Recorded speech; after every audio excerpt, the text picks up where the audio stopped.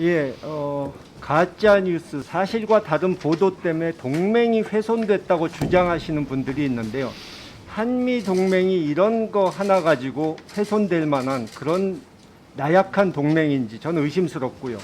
훼손이 됐다면 그 원인 제공은 누가 했는가 하는 의문이 듭니다. 대통령 본인은 기억이 안 난다고 하면서 계속 언론에 음모가 있었다, 조작이 있었다 그렇게 주장하는데, 과연 과거에 대통령께서 검사 시절에 이런 황당한 주장을 하는 피의자가 있었다면 뭐라고 했을지 궁금합니다. 아마 심한 욕설을 퍼붓지 않았을까 하는 생각이 듭니다. 그 대통령실에서 기본 공문 양식에도 맞지 않는 유치한 내용의 공문을 보내가지고 해명을 요구하고 언론을 압박했습니다. 근데 우리가 다시 그때 상황을 보자면은 새벽에 6시 28분에 동시에 12개 방송사에 송출이 됐고, 심지어 이 MBC가 보도하기 전에 국민의힘 서울시당 전 부대변인 한 사람조차도 먼저 SNS에 올렸습니다. 국내 언론 148군데에서 보도를 했고 외신들도 보도를 쏟아냈는데, 이 사람들이 모두 MBC의 꼭두각시고 MBC의 보도에만 의존하는 사람입니까? 그 사람들이 스스로 판단할 능력이 없다는 뜻입니까? 이 대통령이 자유는 항상 자유 얘기만 하는데, 자유는 본인을 불편하게 하는 말은 할 자유를 인정하지 않는 것 같습니다. 그 언론을, 그리고 마음에 안 든다고 언론을 탄압할 자유는 어느 곳에도 없는 것입니다. 지금 기억이 안 난다, 잘 안 들린다 이런 분들이 많아가지고 다시 그 부분을 좀 들려드리려고 하는데, 저도 대통령이 사과 한번 하고 넘어가면 될 일을 가지고 이거를 정쟁으로 만들어서 청력 테스트 하고 있어야 하나 하는 한심한 생각이 들지만, 이 대통령실 쪽에서, 여당 측에서 이걸 끝내려고 하질 않으니까 마지막으로 한번 들려드리겠습니다. 김홍걸 의원님 질의 중이신데요.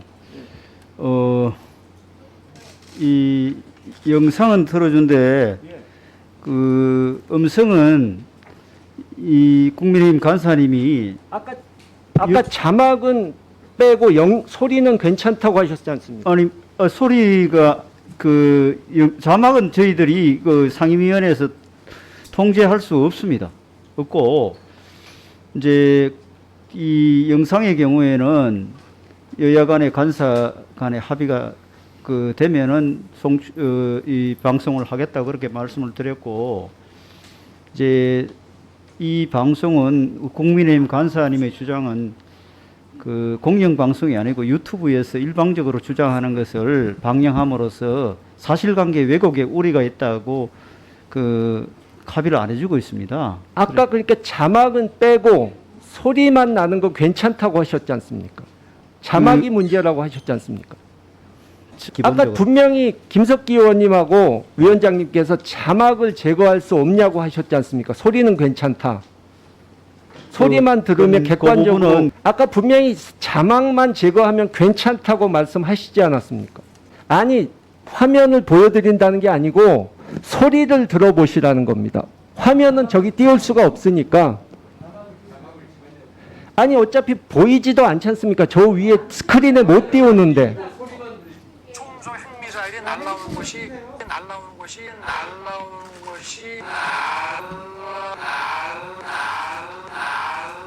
이게 느리게 한 소리입니다.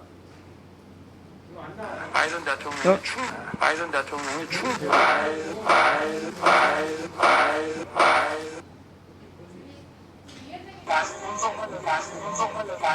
아니,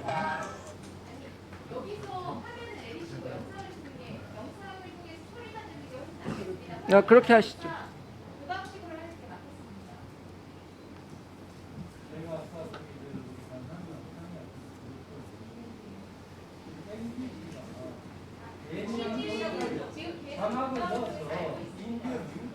그래서 자막을 안 틀고 소리만 듣되 지금과 같은 방식은 사실 무슨 얘기인지 요금 올려서 실질적으로 안 쓰니까 못할 것 같으니까 허락을 하셨으니까 방송 장비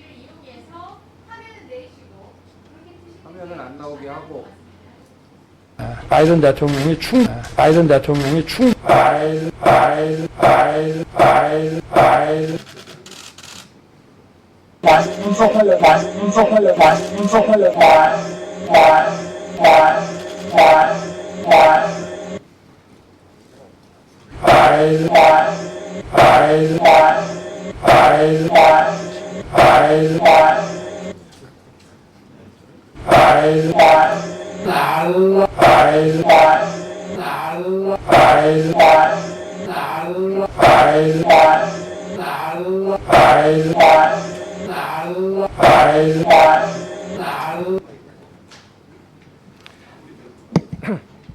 예, 자막이 없어가지고 정확히 이해를 하시기가 힘들 텐데 어쨌든 이 계속 이런 논쟁을 벌여야 하는지 이 장관께서도 답답한 생각 안 드십니까? 네, 저도 답답하게 생각합니다. 결론적으로 지금 윤석열 대통령 언행 때문에 우리나라뿐만 아니라 외국도 들썩이고 있습니다. 외신 보도는 물론이고 이 심지어 욕설에 관해서 아까 보신 그런 코미디 프로그램까지 나오고 있고 미국 정치인들이 트위터에 윤석열 대통령을 비판하는 내용까지 나왔습니다. 일본 아사히 신문 같은 경우에 윤 대통령이 굴욕적으로 사정해서 기시다 총리를 겨우 만나준 것으로 보도를 했고요. 일본 토론 프로그램에서 자민당 참의원 의원이 윤석열 대통령에 대해서 유치하다는 표현을 썼습니다. 이렇게 망신당한 사례를 일일이 나열하다 보면 끝이 없고 온 국민이 다 아는 사실이니까 뭐 이만 줄이겠는데요. 문제는 이런 참사가 발생했는데 누구도 책임지는 사람이 없다는 겁니다. 이 아무도 책임을 안 진다. 사고 현장을 국민들이 다 보고 들었는데 사고가 없다고 우기면 그만이냐 이겁니다.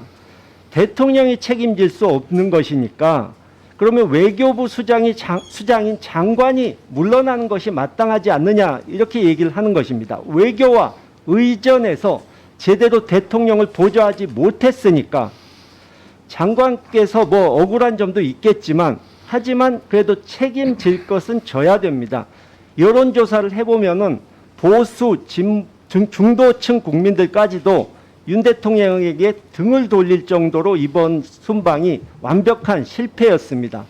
윤 대통령이 해임안을 받아주지 않더라도 장관께서 스스로 책임을 자처하면서 사퇴하는 것이 마땅합니다.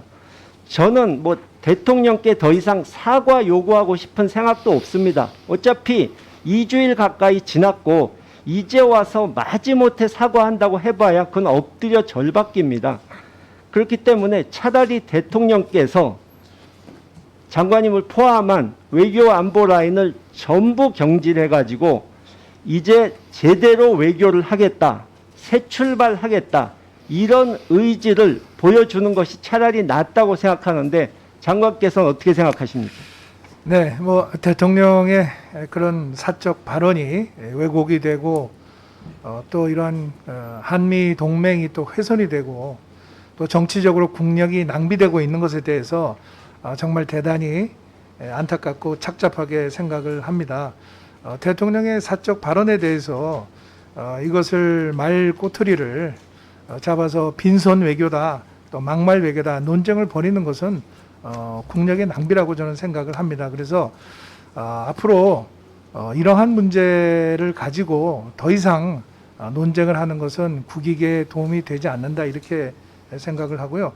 그다음에 한일 정상회담이 굴욕적이다, 또 졸속 외교다 이렇게 주장을 하시는 분들이 있는데 이것은 사실이 아닙니다.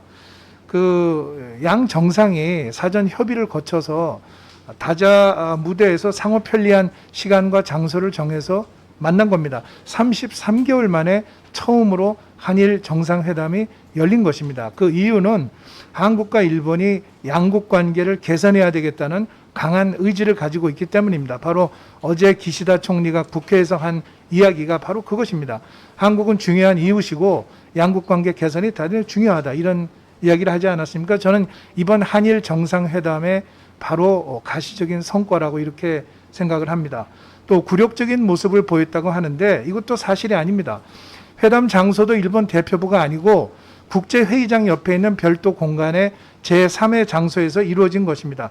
또 졸속 외교라고 말씀을 하시는데 그 이틀 전에 한일 외교장관 회담을 통해서 강제 동원 문제를 포함한 현안 문제에 대해서 해결 방안을 찾기 위해서 심도 깊은 논의를 했습니다.